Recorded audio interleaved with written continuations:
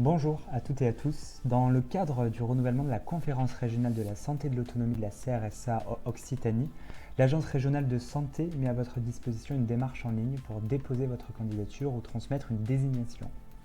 Cette vidéo a pour objectif de vous guider pas à pas dans le remplissage du formulaire en ligne, afin de faciliter votre démarche et de sécuriser la transmission de votre dossier. Nous allons voir ensemble comment on accède à cette plateforme et compléter les différentes rubriques et finaliser votre dépôt. Alors pour accéder à la procédure et au formulaire, pour déposer un dossier dans le cadre du renouvellement de la CRSA, vous devez accéder à la démarche en ligne via la plateforme démarche numérique. Donc pour accéder à ce formulaire, vous devez disposer du lien spécifique de la démarche qui vous a été communiqué par l'Agence régionale de santé. Ce lien peut vous être transmis par email. Il est accessible via le site internet de l'ARS Occitanie ou encore via les supports de communication relatifs au renouvellement de la CRSA. Une fois ce lien ouvert, vous accédez à la page de connexion dédiée à la démarche. Donc, pour les modalités de connexion, il existe trois modalités de connexion pour accéder à la démarche. Le premier cas, c'est si vous disposez déjà d'un compte sur la plateforme. Dans ce cas, vous cliquez sur se connecter pour renseigner du coup votre mail et votre mot de passe. Deuxième cas, vous ne disposez pas encore de compte et du coup, il y a une création de compte qui doit se faire par un renseignement de votre adresse mail et mot de passe. Donc, vous recevrez un mail de confirmation pour la création de votre compte et on vous invite à vérifier vos courriers indésirables si vous ne recevez pas le mail. Et puis, il y a la troisième option qui est se connecter via France Connect. Donc, dans ce cas, vous cliquez sur le bouton France Connect, puis sélectionnez le service souhaité. Par exemple, la Poste, ImpôGouv, et là vous renseignez vos identifiants. Vous serez ensuite automatiquement redirigé vers la démarche. Alors sur cette première page, vous trouvez également l'objet de la procédure dans le cadre du renouvellement de la CRSA Occitanie. Vous y trouvez un lien sur le site internet de la CRSA si vous souhaitez obtenir des informations complémentaires sur les missions et son fonctionnement. Vous avez également la possibilité d'avoir plusieurs dispositifs pour vous accompagner à votre disposition. Donc ce tutoriel vidéo, un webinaire d'information qui est organisé le 21 mai prochain. Vous avez également la possibilité d'avoir des créneaux de rendez-vous en visioconférence avec un agent de l'ARS disponible plusieurs fois par semaine et ainsi les contacts par mail et par téléphone si vous souhaitez joindre un agent de l'ARS pour vous accompagner dans votre démarche. Vous avez des informations relatives à la protection des données personnelles conformément au RGPD. Et ensuite, vous avez à qui s'adresse cette démarche, donc avec les publics concernés par le renouvellement de la CRSA, en lien avec les collèges de la CRSA prévus par le Code de la santé publique.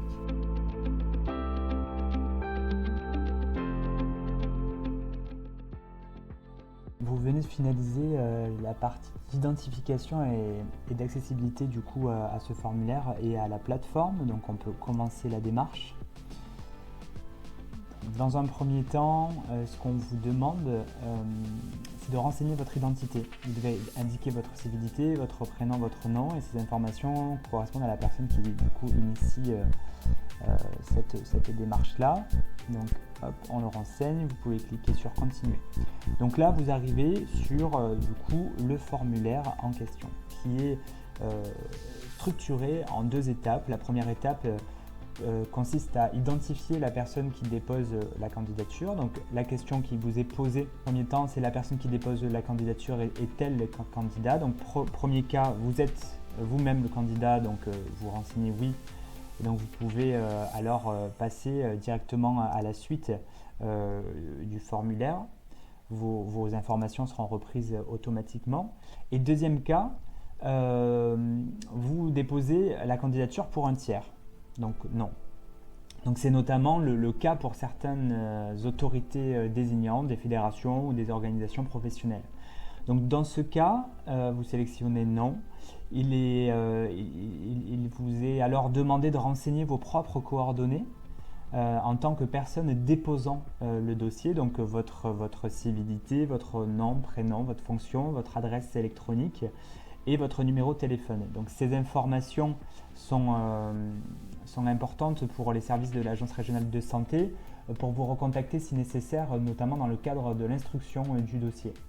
Question commune pour finaliser l'étape numéro 1 est la question suivante. Dans quel cadre déposez-vous votre candidature? Donc là, l'idée est de sélectionner avec la liste ci-dessous la structure, l'organisme ou le statut au titre duquel vous déposez cette candidature.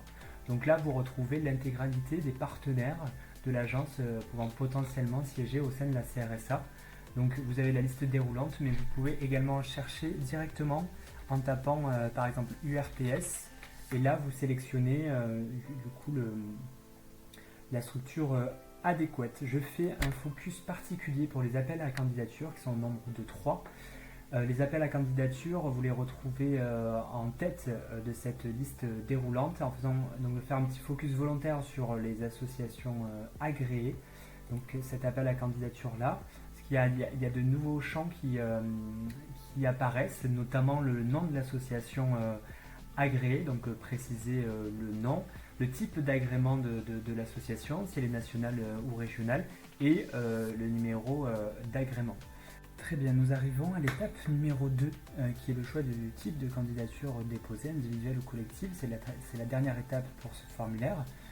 Donc il vous est proposé deux options. Soit vous souhaitez déposer une candidature individuelle, que ce soit pour vous-même ou pour un tiers, une seule candidature, ou vous souhaitez déposer une candidature collective, c'est-à-dire une désignation d'un binôme ou d'un trinôme.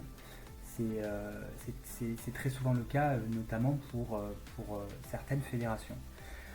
Donc, si on commence par la première option, je souhaite déposer une candidature individuelle. Vous retrouvez du coup le formulaire, la candidature individuelle, où vous retrouvez le collège. Donc, on va reprendre l'exemple d'une association agréée, qui est le collège 2 de la CRSA, et le collège 2 et le sous-collège 2A, association agréée au titre de l'article du Code de la santé publique.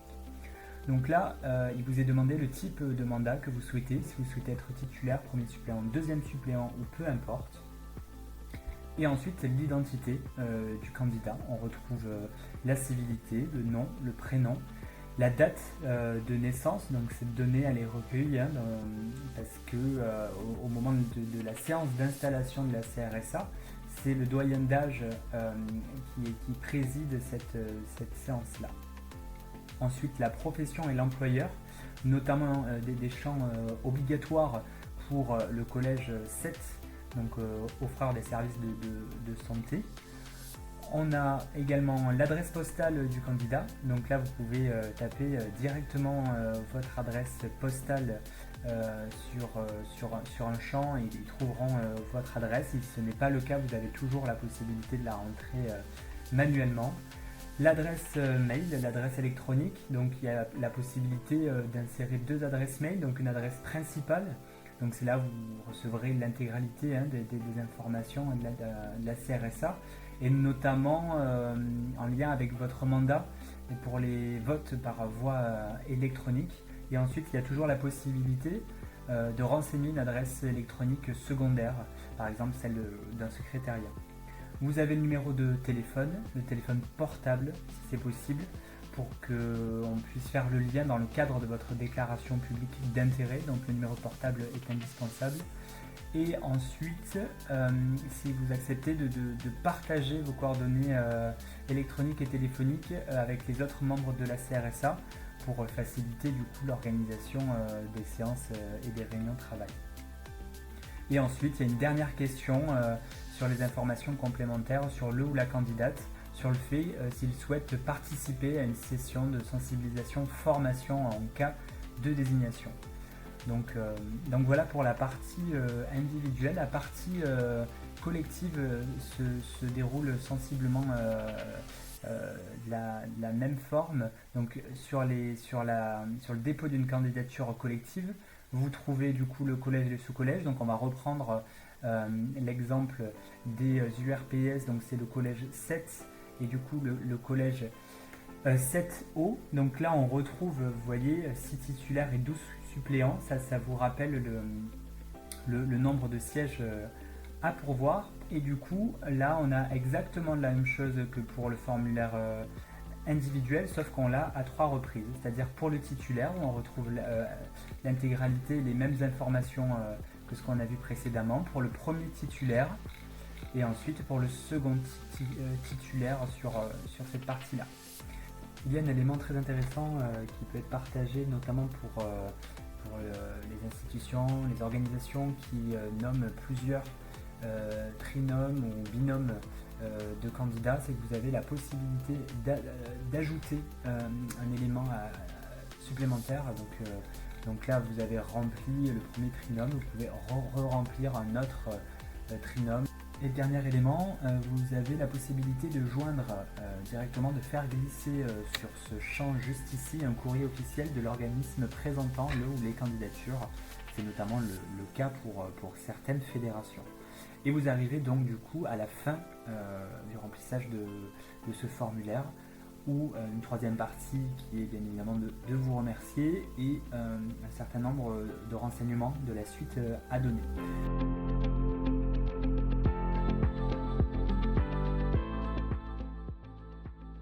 Donc, une fois l'ensemble des informations renseignées, vous pouvez procéder au dépôt de votre dossier. Dans ce cadre, et notamment dans le cadre des appels à candidature, les dossiers transmis feront l'objet d'une instruction par les services de l'Agence régionale de santé. Donc, il y a une importance de vérifier l'exactitude et la complétude des informations avant validation. Une fois le formulaire complété et vérifié, vous pouvez donc procéder au dépôt du dossier, donc il sera transmis au service de l'ARS Occitanie fera l'objet d'une instruction dans le respect des règles de la composition de la CRSA prévues par le Code de la santé publique. Donc vous pouvez déposer le dossier et du coup on vous remercie. Donc vous trouvez du coup le nom de votre dossier. Vous avez également la possibilité de le modifier et d'échanger avec un instructeur, donc avec directement les agents de l'agence régionale de santé. Vous pouvez le télécharger, vous pouvez accéder à votre dossier, ou vous pouvez également déposer un autre dossier. Vous avez la possibilité de modifier le dossier à tout moment, donc vous pouvez vous reconnecter sur Démarche numérique. Vous avez l'ensemble de vos dossiers en cours, donc là le dossier qu'on vient de renseigner ensemble, donc vous pouvez le modifier, vous pouvez commencer un autre dossier, ou alors vous avez la possibilité également de faire d'autres actions. Si on va dans le dossier, du coup vous avez le suivi de votre dossier, donc là vous voyez qu'il est en statut déposé, donc vous pouvez encore le modifier, et on ne pourra plus le modifier quand l'administration, donc quand l'ARS le passera en mode instruction. Donc ce qui est intéressant avec Démarche numérique, c'est que vous pouvez avoir une vue sur le parcours de votre candidature. Donc quand il est déposé, en instruction est terminée, et vous avez une messagerie. Donc là c'est une messagerie via Démarche numérique, mais vous recevez exactement le même type de message directement par votre mail que vous avez renseigné. Donc ça vous permet d'avoir une visibilité, de savoir où est-ce qu'est votre dossier. Donc ça c'est plutôt intéressant pour suivre votre candidature sur le renouvellement de la CRSA.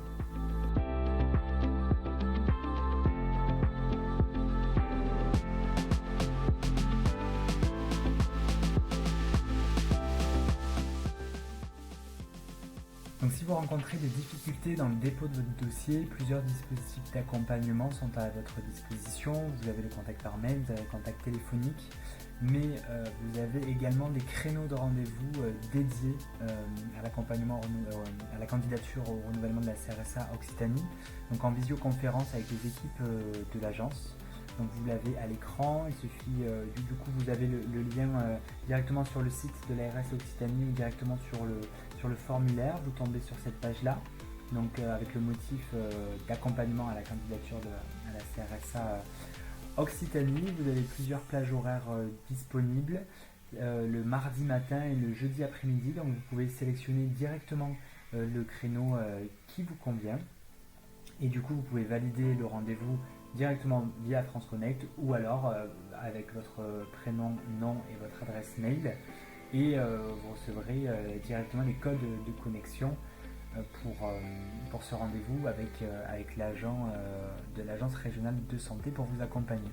En tout cas, un grand merci pour votre participation à cette démarche.